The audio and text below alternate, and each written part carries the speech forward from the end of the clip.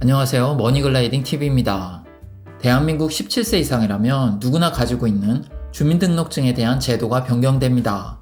그런데 이러한 변경 내용에 대해 대비를 하지 못하면 과태료를 내야 하는 상황이 올 수도 있는데요. 이번 영상에서 핵심 내용을 설명드릴 테니 끝까지 영상 보시고 꼭 숙지하시길 바라겠습니다. 그럼 바로 시작하겠습니다. 우선 주민등록증 유효기간이 생깁니다. 운전면허증은 10년 유효기간이 있는 것과는 다르게 지금까지 주민등록증은 유효기간이 없었는데요. 그래서 어르신들의 경우에는 20년 이상을 계속 쓰다 보니 사진이 훼손되어서 본인 식별이 되지 않아 여러가지 어려움을 겪는 일들이 일어나는 경우도 많았습니다. 이에 행정안전부는 신원정보 최신화 및 효율적 관리를 위해서 국가신분증 운영에 대한 표준안을 마련했는데요. 주요 내용 중에는 유효기간을 두는 경우에는 그 기간을 10년 이내로 설정하여야 한다라고 되어 있습니다. 따라서 주민등록법이 국회에서 최종 통과되면 유효기간은 10년이 될 가능성이 높아 보입니다.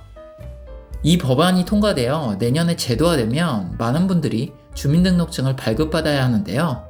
주민등록증 발급은 선택이 아닌 의무사항이기 때문에 신청하지 않으면 10만원 이하의 과태료가 부과될 수 있으니 꼭 유의하셔야 합니다. 신청 방법은 가까운 읍면사무소나 동주민센터에 방문하시거나 인터넷 정부24 사이트로 접속해서 주민등록증 재발급 신청서를 작성하고 사진 한 매를 제출하여 신청하시면 됩니다. 인터넷 신청의 경우에는 공인인증서와 JPG 사진 파일이 따로 필요합니다. 사진은 신청일로부터 6개월 이내에 촬영한 것으로 배경이 백색인 천연색 사진을 원칙으로 합니다. 크기는 가로 3.5cm, 세로 4.5cm의 규격입니다. 두 번째로는 모바일 주민등록증에 관한 사항인데요. 모바일 주민등록증 도입을 위한 주민등록법 개정안 또한 국무회의를 통과했습니다. 빠르면 내년 하반기부터 시행될 수 있을 것 같습니다. 그렇게 되면 일일이 주민등록증을 가지고 다닐 필요 없이 스마트폰에 저장해 편리하게 사용하면 되는데요. 당연히 모바일 주민등록증은 실물 주민등록증과 같은 효력을 지니고 있어 현장과 온라인에서 신분을 증명할 수 있는 수단으로 사용됩니다.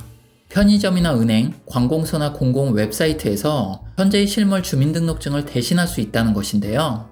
그런데 이렇게 되면 해킹 등 개인정보 유출에 대한 우려가 커질 수밖에 없습니다.